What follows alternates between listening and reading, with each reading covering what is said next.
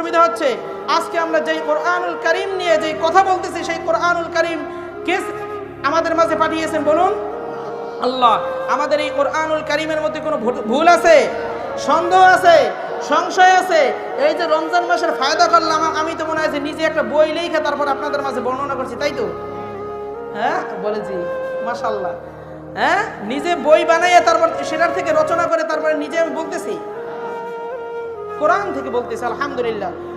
আর আল্লাহ রাব্বুল আলামিন বলেছেন, আমি যে গ্রন্থ তোমাদের মাঝে পাঠিয়েছি এই গ্রন্থের মধ্যে কোনো ভুল তো দূরের কথা, সন্দেহের কোনো সুযোগ নাই। যালিকাল, পড়ুন সকল আমার সাথে, যালিকাল কিতাবু লা রাইবা ফি। পড়ে না অনেকে, কোরআন শরীফ মুখ দিয়ে বের হতে চায় না।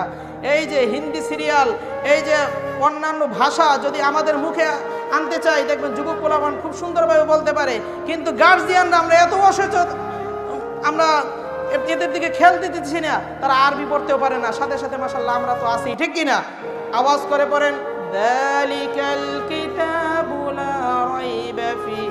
There is nothing wrong with this book. এই গ্রন্থ আমি নিজ হাতে সৃষ্টি করেছি এবং আমি তোমাদের মাঝে প্রেরণ করেছি, এর মধ্যে কোনো ভুল তো দূরের কথা, সন্দেহের কোনো কারণ নাই। সুবহানাল্লাহ।